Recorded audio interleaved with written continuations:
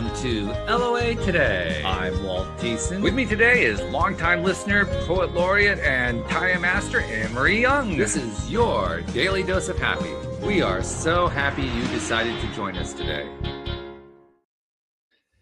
And Anne-Marie, it's good to have you back. Good to see you again. Thank you. Good How's to it see going? you. Very well. How are you doing?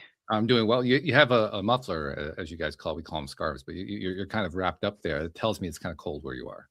It's a bit chilly, but yes, I'm definitely keeping warmer with this on. That's for sure. That's beautiful. I love it. All right.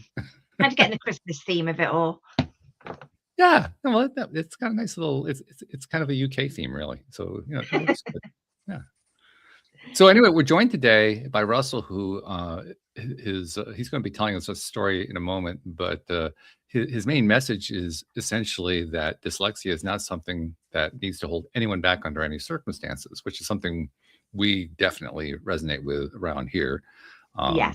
I mean, as you know, we talk a lot about the various ways that we can take control of our own lives, and that literally it comes down to what we choose to give our attention to and how we choose to respond to things and so forth. And I kind of suspect it's going to be the same thing with Russell, but we're going to find out in just a moment. So Russell, thank you for joining us. How are you doing today? Thanks for having me. I'm doing great. And you got to give us your story. So how did you end up to the point where you wanted to come onto a podcast and talk about this kind of thing? Well, for me, it's because I have the worst case of dyslexia people have ever seen. And I went through, I would have to say, one of the most profound cases of discrimination people have ever came up with. And that compelled me to literally go out and spend a couple of decades to solve dyslexia. Wow. Okay. So give us a little bit of the details here, because that sounds pretty serious. Well, it was the late 90s. I was finishing up college and I wanted to know how laws were created. I didn't want some class. I wanted to know. So I applied for the New York State Assembly internship program. Really? I went through that same program. You did? When I was in school, I went through the exact same program. The New York, what year did you go? Oh, this was well before you. This was 1978, I think it was. Okay. Well, I went through it in 97. Yeah. Yeah. Well, what happened is I show up there and I said, here's my neuropsychological evaluation. I have a first grade reading and writing level. And as you remember, most assembly interns, you had the assembly member, the chief of staff, who used to be in the internship program probably a year or two before, and the intern. And that's it. That's it. And with a first grade reading and writing level, you can imagine the disaster of me trying to take down notes and, all sorts of things. To be perfectly honest, I'm not so sure that it was a big difference, because considering the people I worked with in the assembly, most of them didn't have much more than a first grade reading level. So I think you're kind of on par. That's just my opinion. I'm just saying. Well, what ended up happening is it went up to the speaker's office because the program director said, this just won't work. And the speaker said, you have to accommodate this kid. You are not sending him away. So they got a committee together and they decided to do something pretty radical. They removed me from the legislative office building and they put me over in the Capitol. Really? Yes, specifically the Majority Leaders Program and Council's office. All right. And they were kind of concerned about that because, as you remember, being with other interns is a big part of the internship. And when I went in there, I could see why they did it. There were 3 administrative assistants, and they had no idea what to do with an undergrad intern, like zero. They dealt with graduate students. And as you remember, that is not go get the coffee internship. That's a real staff position. Yeah. So I was like, cool. All right. I was willing to give up the social aspect in order to do real work. So mine was casino gambling. So what they told me was, we now have 3 administrative assistants who can help out. And they said, listen, the director, we help him out with all this. I turned in my first piece of writing. They're like, okay, this is special, but they made it work. So I had a great internship that way. Instead of the big research paper, for the academic portion, I gave a very long presentation, hours long. So at the end, they recommended 15 credits of A-. Everything is great. That's great. Fabulous. But remember, I was in the Majority Leaders Program and Council's office. So the people that I had access to were so much better than anybody else got. I was offered lobbying positions. I was offered senior positions within the state because I could pick up and talk to the people that ran the assembly day to day anytime, because I stayed there late. I came in Saturdays, Sundays, whatever. I was there when they needed me. And you had relationships with them because you were working right there in the office. Yeah, and they liked me because I really I'm like, I'm not here for 9 to 5. I'm here for whatever it was. So then, as you remember, they gave you a recommendation when I went back to your university. And the university didn't have to accept that, but they normally did. Well, this goes back to the political science department of the State University in New York Center at Buffalo. They didn't like You got to be kidding me. I went to school for a year at Buffalo, but we won't go there. So go ahead. Okay. Well, you can imagine they didn't like the accommodations the state came up with. Well, that's fair. I didn't like them either, so I get that. Well, guess what they decided to modify my A- to for 15 credits? I'm guessing it came down considerably. Take a wild guess. I'm going to be really kind and say B-.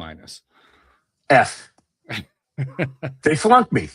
They flunked you. They flunked me. So at that point, yes, and it's still there. It's still on the only time in the history of the assembly internship. So at that point, I said, I'm done with the discrimination I felt I had all my life. And I asked my college professors where I could go to learn to force myself to read and write so I could teach other dyslexics. Okay. And they said, law school. So I love it.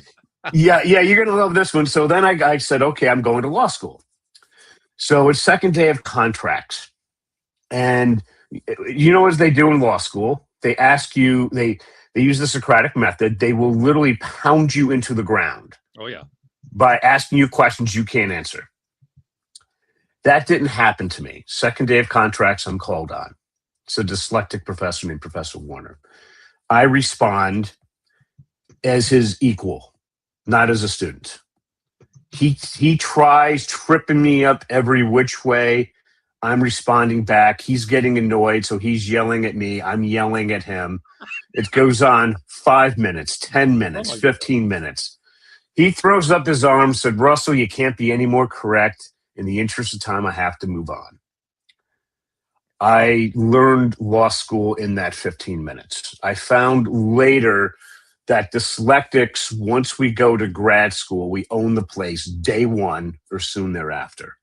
Interesting. I learned to read within a month. I learned to write within a couple of years. Then I went back to the New York State Senate and I said, I want you to fund my dyslexic research project, which they don't do. I'm sure.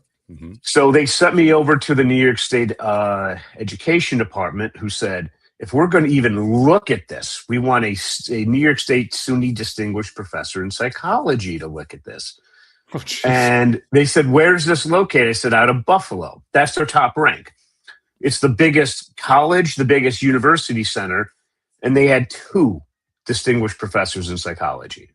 Mm-hmm. Just so happens the one who gave me that evaluation for the internship, same one, was a distinguished professor in psychology.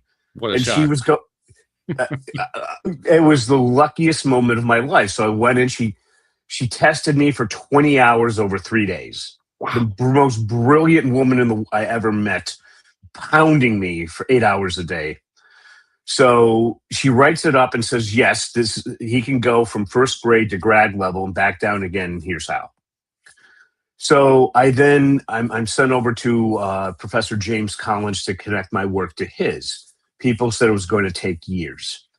I had to get it done in less than 2 weeks because there was a university-wide competition I had to enter. Oh.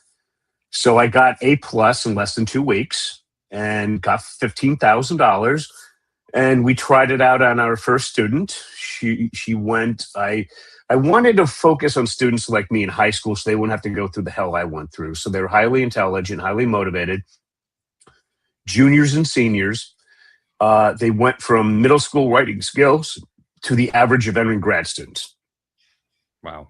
Okay, so we did that for a couple of years, got the state funding, went into the public school, 1 class period a day for the school year, middle school writing to average range of entering grad students. They all went on to college. They all graduated GPAs of 2.5 to 3.6. Costs less than $900 per kid. Wow. And that's how I got started. That's fabulous. Wow. What a story. What a story arc that is. And I think probably the thing that stands out to me the most, like I said, I've been through some of those institutions. It's not the same way you went. I was doing a different path, but I attended State University of New York at Buffalo for 1 year. Unfortunately, the year that I was there, they put me in a room with 3 other guys, 2 of whom ended up being the biggest drug dealers on campus. So it was kind of ruined the year, just a little bit, and I did go through the state assembly, but I didn't do that through SUNY Buffalo. I actually had transferred to a smaller school, Colgate University, and I did that through that school. But I have to say, your experience, among other things, gives me hope, because when I went to Buffalo, I didn't have any respect for anybody who was there, because they were just, they didn't do anything to help me at all, despite the fact that I asked for help. And it's nice to know that they're actually improved since then. So, you went through some pretty tough stuff there, but the way I'm reading it is they actually got better. In some ways, yes, but the political science department has still flunked me.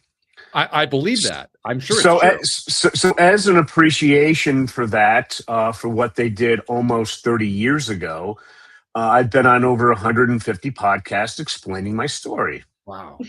Fantastic. Absolutely fantastic. Maybe one of these days they might listen to it. And one of these days they might notice and maybe want to try to rectify it. Perhaps. That's a little optimistic, I think. But that would be great if that happened. I'm not against it. Don't get me wrong. So that's how I got started, but we ran into a little bit of a problem. People thought that what I created was going to work for the typical dyslexic. And I was like, no, it will not. The school district, I said, don't try this on normal kids because it's the GRE writing test.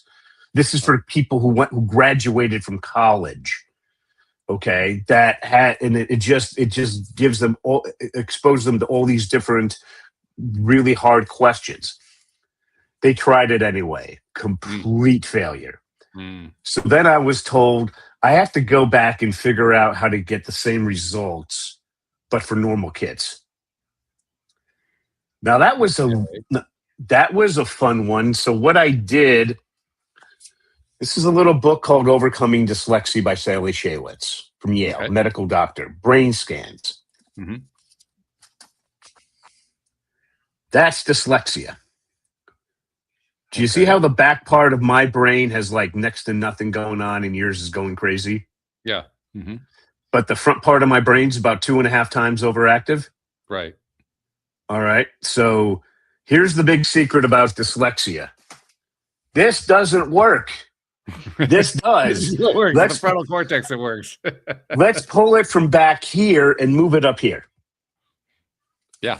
So when you're doing that with typical dyslexic kids, I looked at that in the front part of the brain. It's word analysis followed by articulation. That Yale initially said articulation followed by word analysis. That's why I did the GRE analytical, articulation, same thing. But when I'm dealing with normal kids, I found I had to switch it around. But when I started to try to work with them, I found out I could get them to do precisely nothing. So I'm like, how do I get these normal kids to actually care? And then I remember when I did my when I went to law school for grad school, I was like, yeah, well, if you like politics, you should do well in law school. So, and I did really well there. And then I started asking other dyslexic professors, and they said, well, when they went to grad school, they were horrible K through 12 in college, but when they went to grad school, topped their class day one. I was like, what's going on?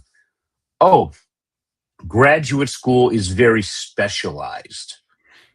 It's what I like to call a speciality. So I was like, okay, let's explore that. So I'm going to tell you the most motivated kid I ever met to illustrate how important this is. Her name was Casey. I never saw this before. I will never see this again. She was 10 years old at the end of 5th grade, reading at the 2nd grade level, and she turned 11 over the summer, and she loved Theodore Roosevelt, so I assigned her this little thing, The Rise of Theodore Roosevelt. Okay. All 900 pages. This won the Pulitzer. Good sized book. So Casey, it's for 10th grade to first year college level. So Casey wanted to do reading first, so I gave her the process. I told her to do 10, 20-minute sessions a night, a couple of times a week. I didn't know Casey. Without her mom's knowing, she essentially locked herself in a room 3 hours a night for 6 months. Wow. At the end of that, she could read every word in that book and knew the dictionary definition of every word in that book. She jumped 8 grade levels in 6 months. Wow. Yes. And her mom wanted to know if this was just for that book. So I assigned her something she didn't like. This is my most popular book. This is Walt Disney's The Triumph of the American Imagination, all 1,000 pages of it. Have you ever been to Disneyland or Disney World? Mm-hmm. Have you experienced the Disney magic? I would say. Yeah. 2 universal themes. Takes most students 1 to 2 years to find them, usually at least 2. Casey figured it out in 3 months. So I told her mom, come on the call because she was going to get a kick out of this. I was like, Casey, you figured it out. You can now, this is transferred over beyond your original book. How did you like Walt's biography? I hated it. I was like, okay, you can dispose of your book. She literally physically destroyed it in front of her mom. She hated it. Here's the key point of why I'm spending so much time on this. I said, Casey, how much did your motivation drop when you moved from something you liked to something you couldn't stand? She said about 50%. Most other normal dyslexic kids, you're talking 75 to 90% drop. Yeah. So you step outside of that speciality, their area of extreme interest and ability, you're down 75 to 90% for most kids, thus making the intervention, it's going to fail. So that's the first thing that I've learned with these kids. Number 2, and this is what I got from senior professors. Do any of you know any dyslexics at all? I know some ADHD. I'm not sure if I know of any. ADHD works just fine as well because it's the same thing. Okay. Give me a name of an ADHD person you really know well. Oh, one of my co-hosts, Joel Elston. Okay. What's Joe's speciality? What's his area of extreme interest and ability? Joel is a life coach. He early in his life, he had a gambling addiction, speaking of gambling. And he went through a whole crash and burn thing on his side and came out the other side and basically turned his life around and today has an amazing life coaching practice and just has done incredible things with his life. Right. But just name one thing that he really loves that he's really good at. One thing. One thing, I would say working out in the gym. Okay, so he likes to weightlift. He weightlifts, yeah. Okay. All right, so weightlifting. All right, so when Joel's thinking, if you ask him, when he's thinking about weightlifting, does he have ideas flying around his head at light speed but with little to no organization? He's going to say yes. I'm showing him later on. I'm going to ask him that question. Okay. Well, he's going to say yes to that. So what we need to do is to force the brain to organize itself by using writing as a measurable output. So that's the key. We have to force his brain to organize itself by using writing as a measurable output. Because when you're dealing with, so he's specifically ADHD, correct? Yes. So trying to get him to concentrate on anything outside of his speciality, forget it. It's just not happening. I think he'd probably expand that to say anything outside of his interest areas. Yes, I call that his interest, his speciality. So if you put him back into school in, doing something he has absolutely no interest in, it's going to be incredibly hard for him to try to focus. You stay within that speciality, he is laser focused. Good luck trying to pull him away. Yeah, well, he's going to be the one teaching the class when you go back to school. I mean, he won't be sitting there as a student. Right, but I'm just saying, imagine if he was a student again. If he was something he's not interested in, it's very hard to focus. If it's something he's interested in, He just well, he won't even try. It's not even if it's not of interest. He just he's gone. yeah, but when you're a kid, you don't have a choice. True. Generally. Yeah. So, but the key thing is, so during the intervention period, it's not forever. You have to focus on the kid's speciality, their area of extreme interest and ability. And then finally, what I found out is we have to do word analysis followed by articulation. So just so your audience has something that they can leave with a smile they can help their kids with. Did you ever work with that many, ever know a dyslexic elementary school kid? Either of you? No. I worked with a dyslexic, well, you're saying dyslexic and ADHD are the same thing. I worked with a kid who was ADHD many years ago in an alternative school that I helped to start. Okay. So, I'm saying the treatment is the same thing. How to overcome well, it. We didn't really do treatment. We basically gave the kid freedom to follow what they wanted to do, and they did pretty much what you were describing. Okay. In elementary school, was the kid writing a bunch of essentially randomly placed misspelled words? Probably, but I didn't really have contact with her when she was in elementary school. Okay. So I'm just going to give you make up a name for the student. Okay. Let's call her Joanne. Joanne. Okay. So what we're going to do with Joanne is to now show your audience how to have the kids not write a bunch of randomly placed misspelled words and how to do some basic sentences. Okay. This is the biggest thing that the parents complain about, but also if they're having trouble even with not being able to read, here's a little hint. If you can write a word, you can read it. If you can write it, you can read it. So by teaching writing, you're automatically teaching reading. So with Joanne, what was her speciality? What was her area of extreme interest and ability? At the time that I got her, getting into trouble. But after that, she actually ended up becoming president of the school over time. Okay. All right. So politics?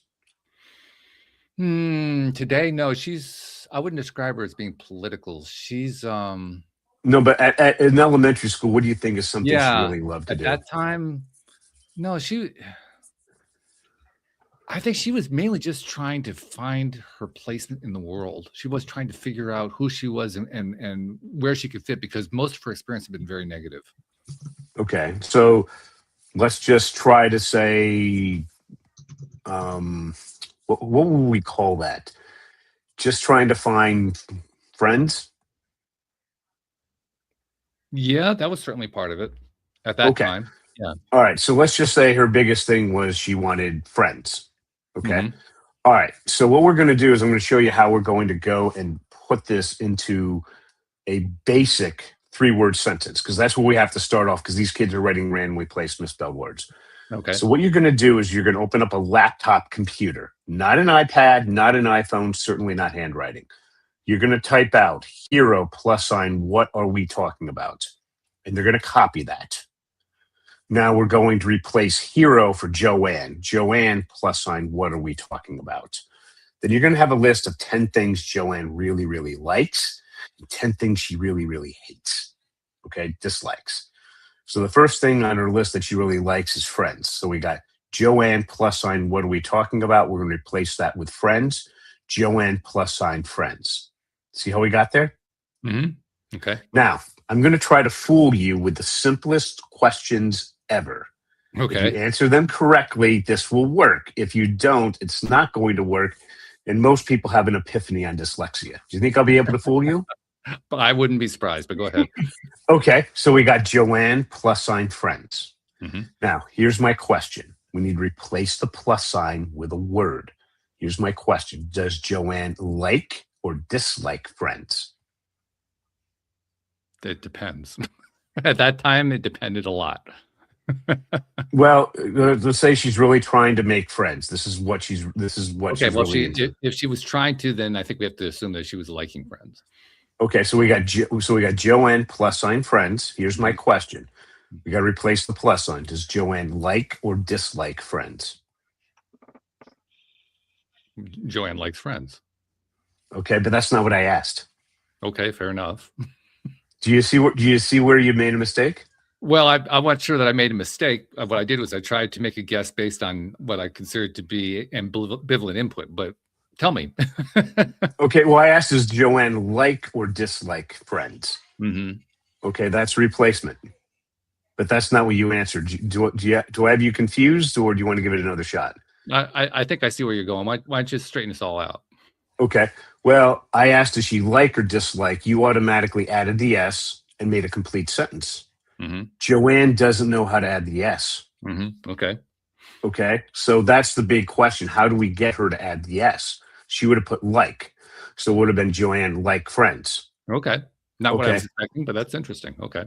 So how do we get her to add the S? Now, if you're talking about a $75,000 a year private school, you're talking about seeing, touching, hearing, Orton Gillingham multisensory structured language approach.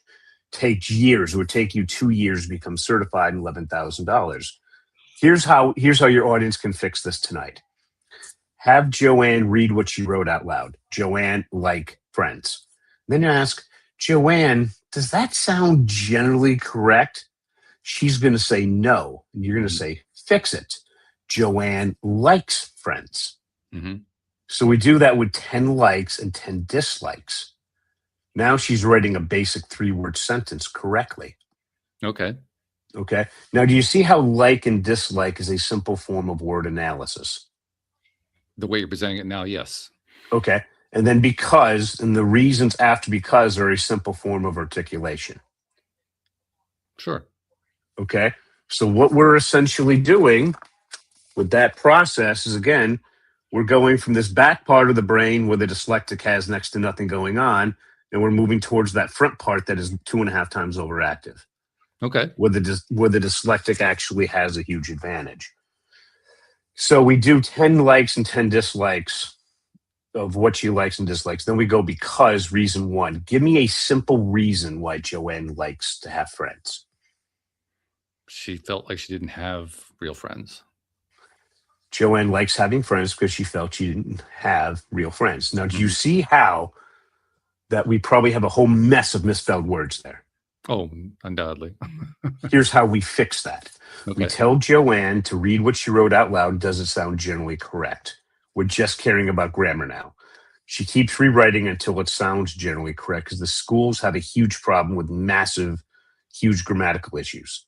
This eliminates that. All right. Then for every time, then once that's done, if there's a misspelled word, she has to keep retyping it until it's correct. And she's going to do that between 3 and 13 times generally.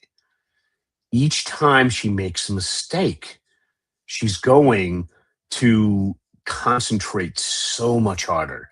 I'm not going to make that mistake. I'm not going to make that mistake. And she makes it again and again until she doesn't. As she's concentrating each time to retype it, she's concentrating deeper and deeper to around 9 to 13 times. Sometimes you can see sweat coming down her forehead. Mm. That's how intense the kids are thinking. That's where the magic Mhm. happens. Eventually she gets correct. You do that for the 10 likes and 10 dislikes for reason 1. Then reason 1 and reason 2, make sure all those are spelled correctly. Then reason 1, reason 2, and reason 3. You have now moved her writing to the end of second, beginning third grade level, and the reading has increased significantly because now she knows what those words are. It's that simple. This is interesting on a number of different levels. To give you a little bit more background, the school that I was involved in creating was one where the kids are completely in charge. There's no staff structured curriculum going on at all. And so Mhm. literally they follow their noses all day long. So a lot of what happens, first of all, a lot of what happens is not what most people would consider to be classroom work. It's mostly play and exploration and conversations and things like that. But along the way, you can kind of watch from afar and see the arc that kids go through, and they're all different. Every single kid goes through a different arc. But one thing that plays out very consistently is if you let them just follow their interests and follow the things that they're passionate about, which is what you Mhm. were alluding to, they find the way to learn it. Now, you were describing in detail some things that I'm pretty sure happened that I couldn't see because I didn't see in her particular case, in Joanne's particular case, what she was doing when she was actually learning how to write better. But the net result was very much the same thing. She dove in, she played with it, she learned with it, she did her thing for a while. And then after a period of time, all of a sudden, my goodness, she can write. Where'd that come from? Exactly. Very much the same kind of thing. It's just not pre-structured. Right. And the reason why I'm giving you that structure is because this is the science on what actually works for dyslexics. And I'm just following that with other things that I found have worked over the years. So when people want to know how successful this is, I couldn't tell them because my clients don't want their stories reviewed. People are very, very concerned about their keeping things dyslexia private. Until last December 27th, I met Kimberly, and she said, yeah, you can use me and my son to let people know what it's like. She just had spent $700 to have her kid tested by the state of Ohio. Reed was in 5th grade, 10 years old, reading at the 11th percentile, writing at the 4th percentile. He was retested 6 months later. But I'm going to give you the test results of when he went into public school in August, which was 8 months later, just because these were in school. Mom was nowhere around. It was completely clean. He jumped to the 64th percentile in reading and 65th in writing. That's cool. His friends wanted him in 6th grade because he was dyslexic. I'm sorry, because for social reasons. So now he's in normal classes, getting A's and B's. His mom taught him literally 7 times faster than the public school could have taught him, and it's solved. And she did that in 36 hours. Really cool. Yeah. Yeah. Amazing. Mom did that in 36 hours. Yeah. So that's how effective this is. Yeah. I believe it. What you described makes total sense to me. I can see where it would probably surprise and freak a lot of people out.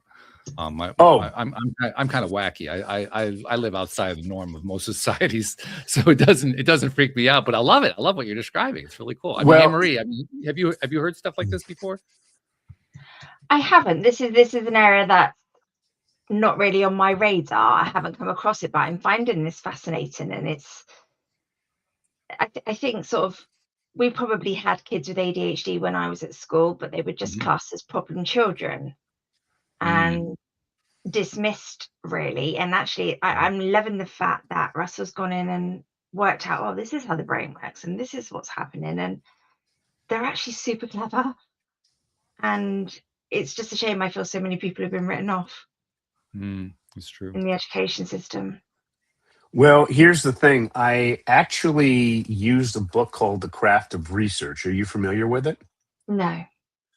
It's a book designed by the University of Chicago in 1995. It sold over 1 million copies to teach PhD students how to write their doctoral dissertations. And I was told to bring that down to grade school, which I've done. So here's an example. It breaks things down into context, get everybody on the same page. What is a problem statement? And then coming up with a solution that's original. So just to show you how we do a more evolved context, we first of all show them how to do basic body paragraphs.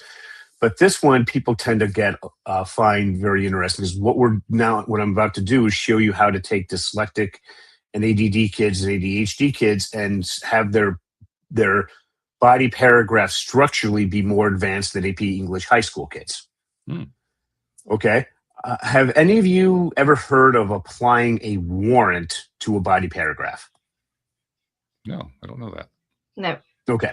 So do you remember when you're writing your papers, going through your education, you have your topic sentence, then your data, and do you know how it didn't flow very well? There's something feeled a little off. Yeah, that was pretty frequent. Okay. Here's what they do at the PhD level. They have you apply a warrant. So what we do is we'll have a hero. Hero wants to accomplish something. We'll find the most important word in that sentence. That's what I like to call a base a base universal theme. And just, let me backtrack a little bit on why that's important. I want you to think of a movie that you think is one of the best of all time that everybody knows. What movie would that be? I don't know. Star Wars. Star Wars. Describe the universal theme of Star Wars in one word? In one word? In one word. One word. What word am I going to pick? Rebellion. Yes, it makes you think. Rebellion. Okay. So can you see how when it came out, the Ivy League reviewers probably wrote, this happened, and this happened, and this happened. And it's like getting the score of a sports match after you recorded it and before you sit down and watch. It's like, why watch it now? Sound familiar when you read Oh, those? So what you do is you would take the word rebellion, and then you would ask yourself, how did the director, how did the actors, and how the screenwriter do? And then you write your review based on that. Okay.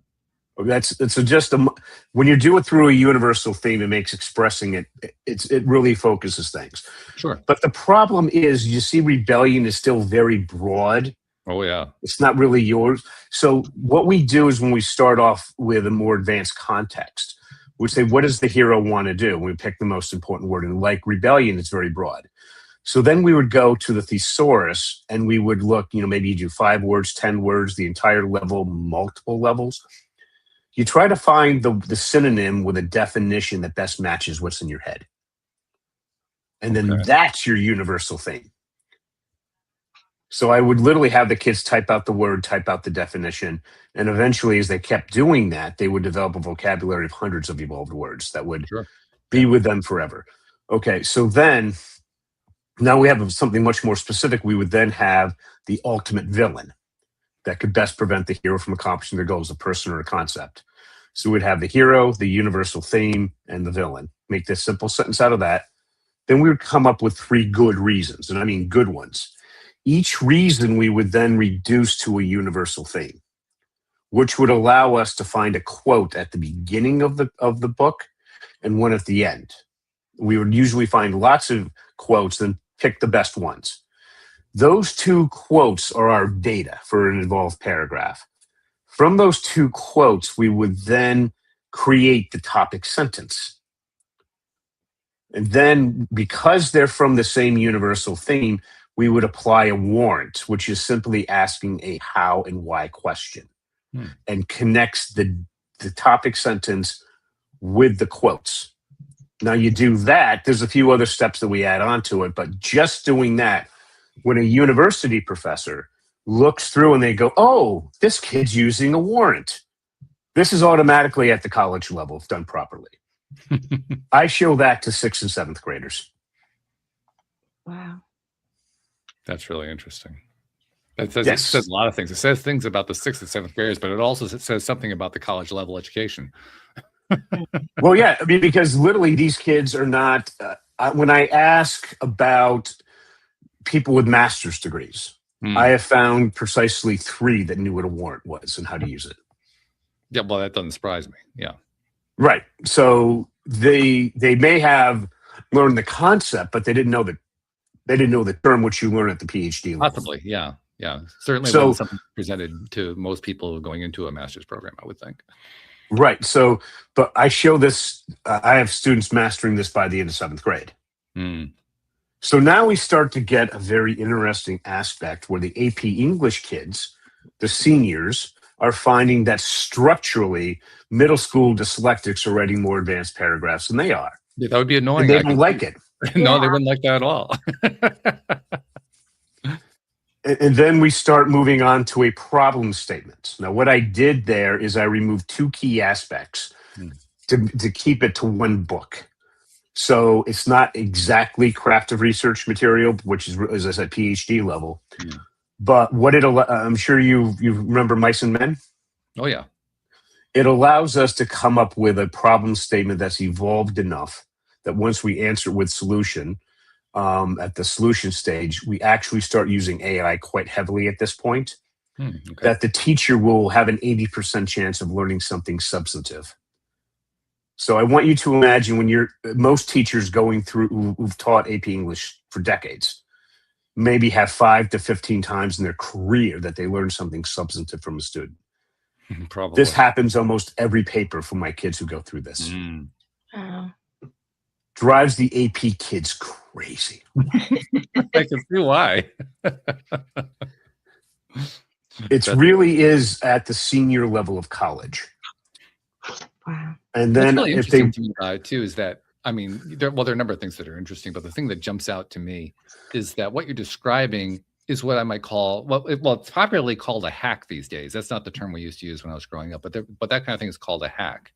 And hacks are something that advanced students like AP English students learn all the time. They learn it in math. Math is just full of hacks, you know. So it's just kind of amusing and fascinating that the students who are advanced students, because they learned all these hacks, would be put off because younger kids learned hacks that they didn't know.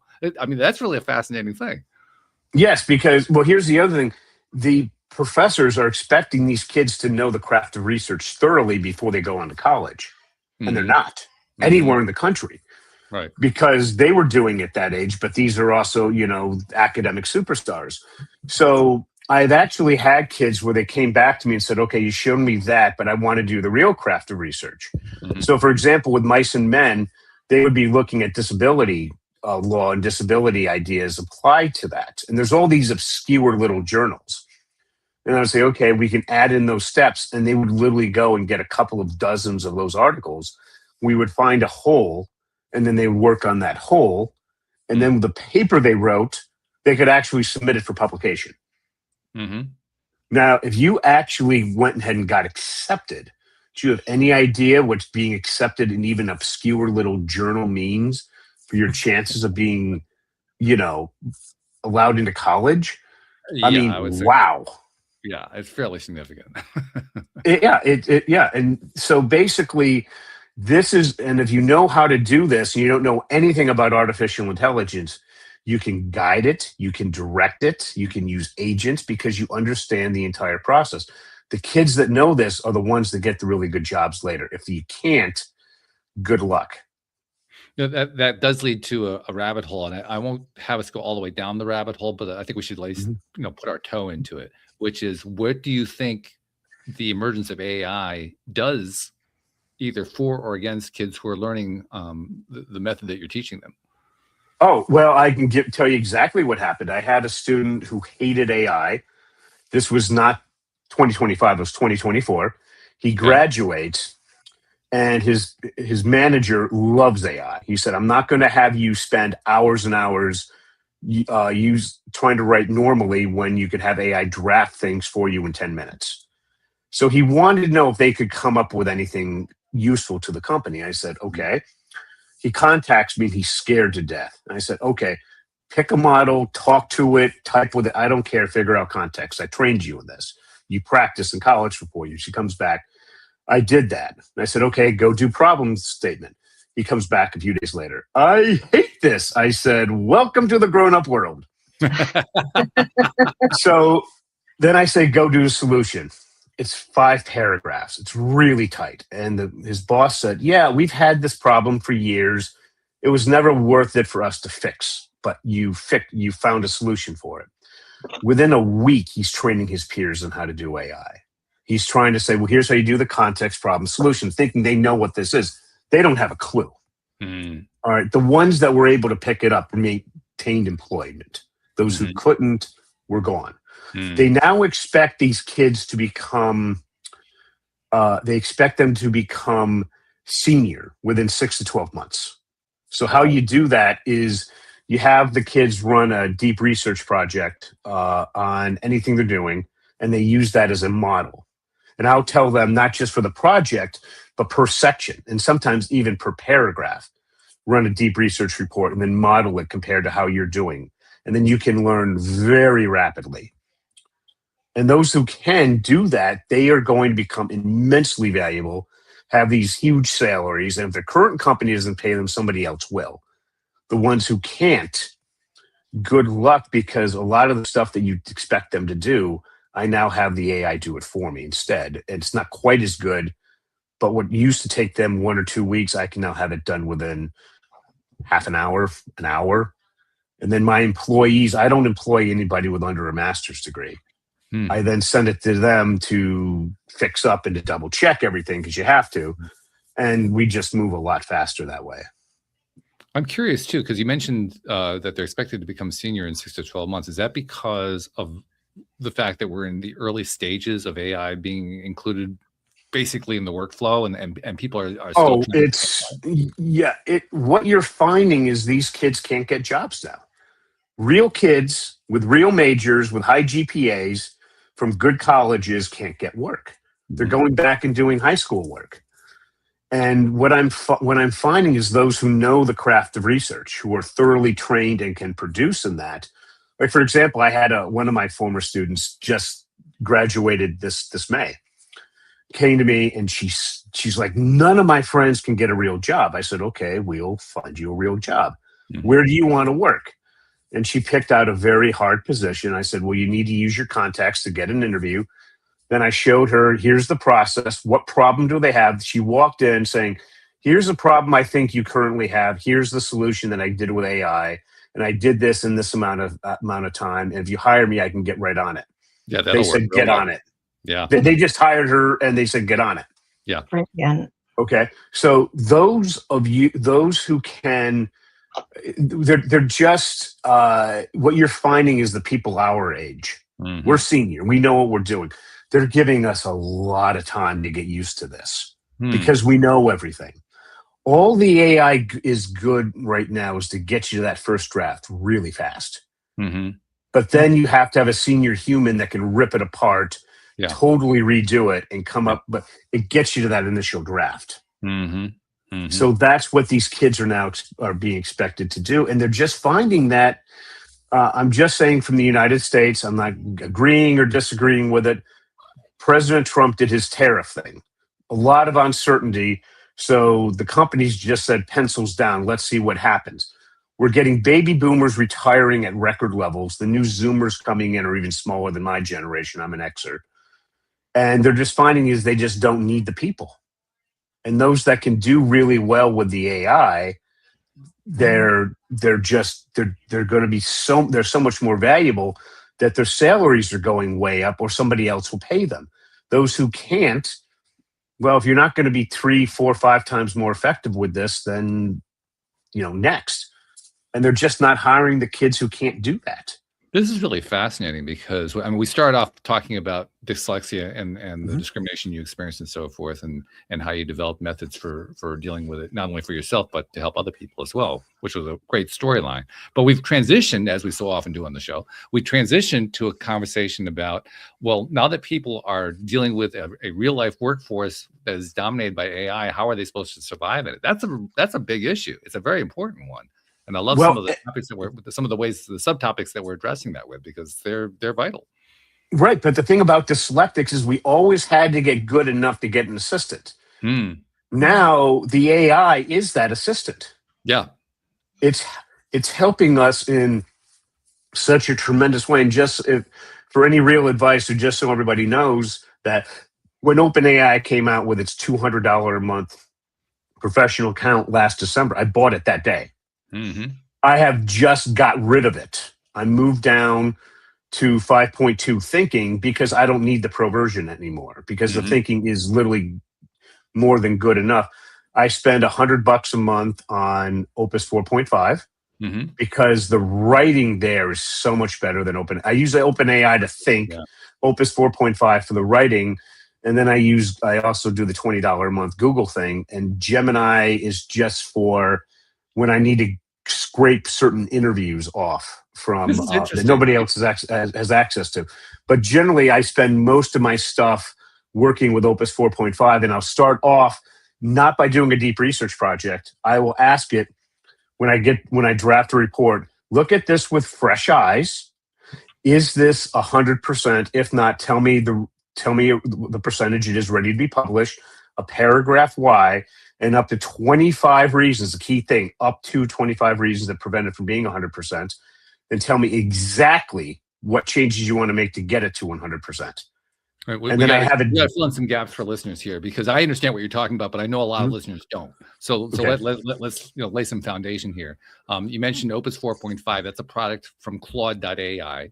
Yes, which is one of the major, basically one of the 3 major AIs out there. The major ones being, as you said, OpenAI, which is ChatGPT, Claude.ai, and Google Gemini. Those are the 3 majors. There are a whole bunch more, but those are the ones that are kind of dominating the landscape right now. And you also mentioned ChatGPT 5.2, which is the latest version of ChatGPT, and how much more advanced that is than the earlier versions. That's what you were referring to earlier when you Yes. talked about the OpenAI versions. So I'm just trying to Yes. lay some landscape here. So listeners, because we keep throwing version numbers around, they're not going to have any idea what we're talking about. Okay. Well, the thing is, when I'm doing that with Claude and I'm telling that to tell me how to fix, I say, tell me exactly how you want to fix each one. And then I'll say, go and run that and make those fixes until it can't fix it anymore. Mm-hmm. Then I will take that and I'll ask 5.2 thinking, ChatGPT 5.2 thinking to review it. I found that you always do 5.2 thinking. Don't try to do the instant. It'll take anywhere from an instant response to 6-7 minutes. And what it takes is what it needs to actually get you a good answer. Yeah. Claude is not good at thinking. ChatGPT is very good at it. Then I'll ask it, what do you like about this? What do you dislike about this? Then give me an exhaustive list of changes that you want. And then I'll go back and ask Claude, does it agree or disagree with these changes? And it'll agree with some, it'll disagree with others. As a human, you have to make the final determination.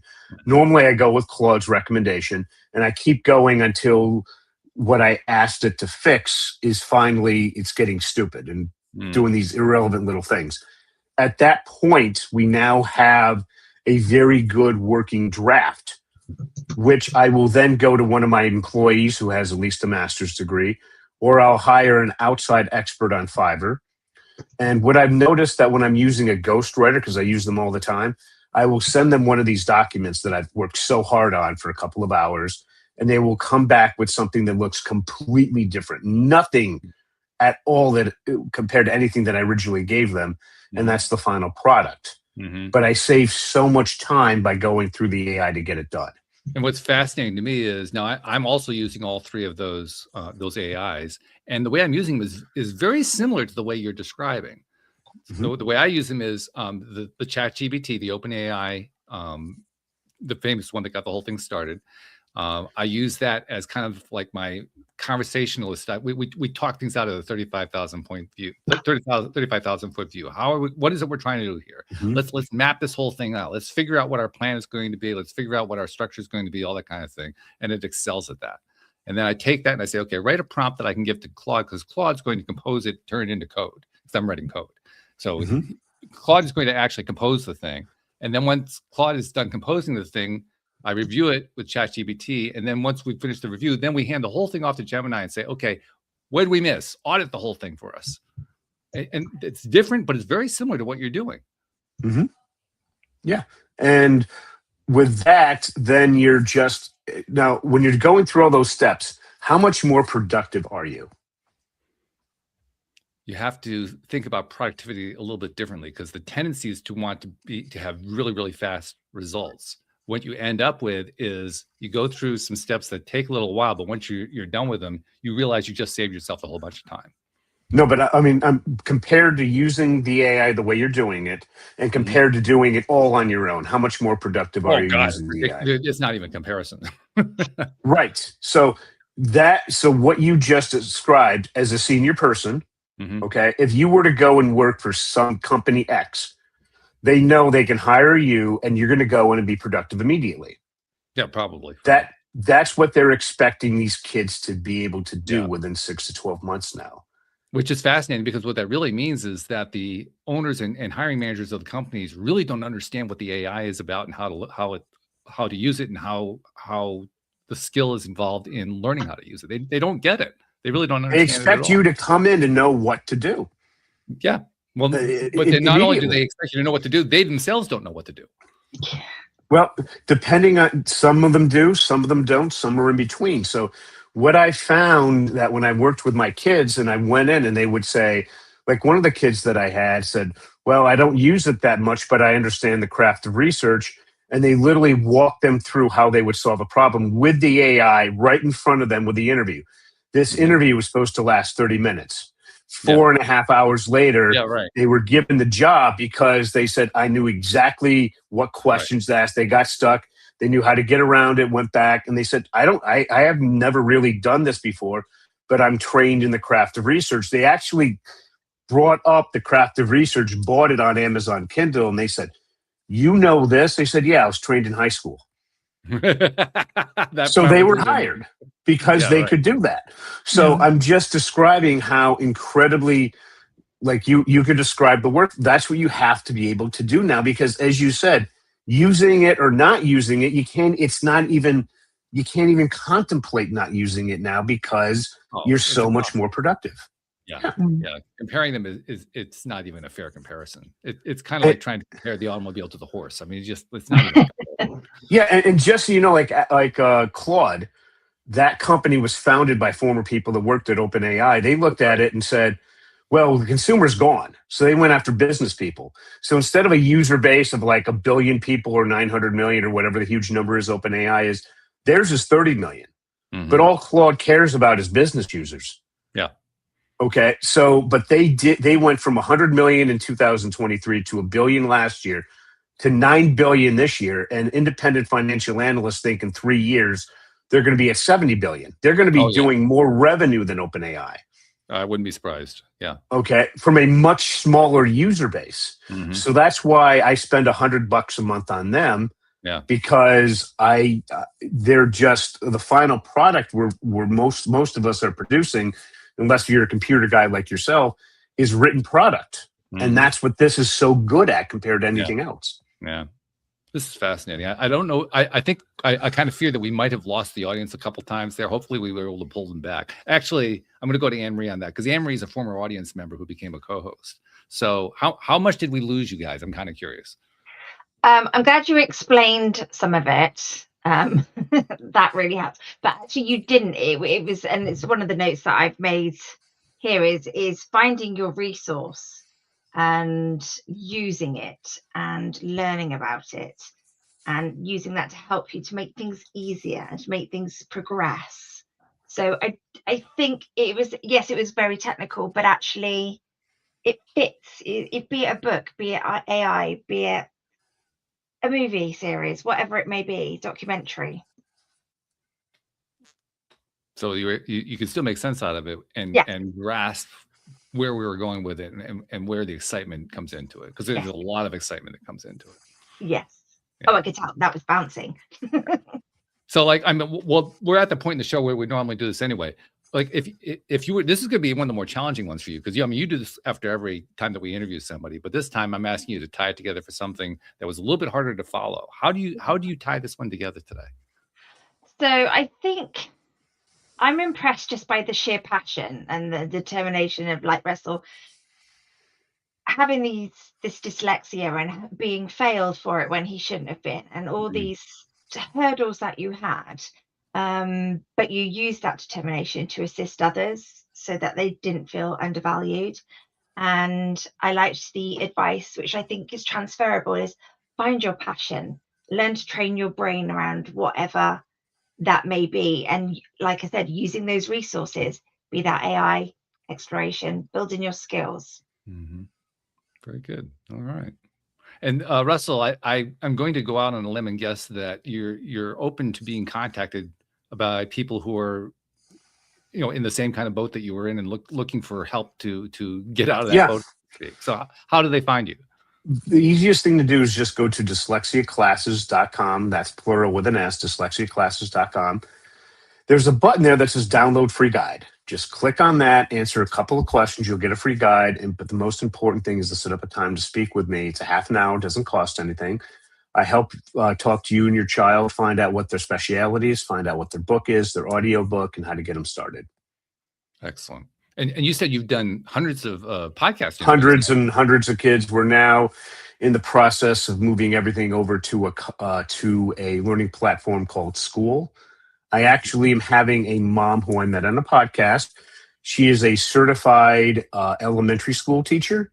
And when her daughter was born, she became a homeschooling mom. Mm-hmm. She's bringing her son August through this, and she's going to be putting up how exactly she did it. And because she's a teacher, it's obviously going to be really, really great. And it just allows us to work with a lot of parents, because a lot of them say, well, I really can't afford much, and we work with every budget. That's really great. I love that. Really, really good. One final thing that I like to do, since we're at the end of the show, and by the way, personally, I could have carried this conversation on for another half hour at least, because this was fun. I was a little bit afraid we were losing the audience, but I'm glad we kind of tie it together, so that's good. But one thing I always like to finish every episode with is when somebody like you comes onto the show as a guest, and you described your trials and tribulations that you went through. First of all, those are where we learn the most, and you learned a tremendous amount, to the point where you were able to actually help other people who go through the same kind of thing.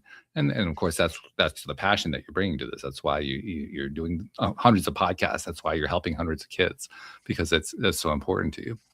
But as you know, we now live in the 21st century where we're able to do podcasts, and we have all these different ways that we can publish, social media, and we can write books and all kinds of stuff now that we couldn't do before.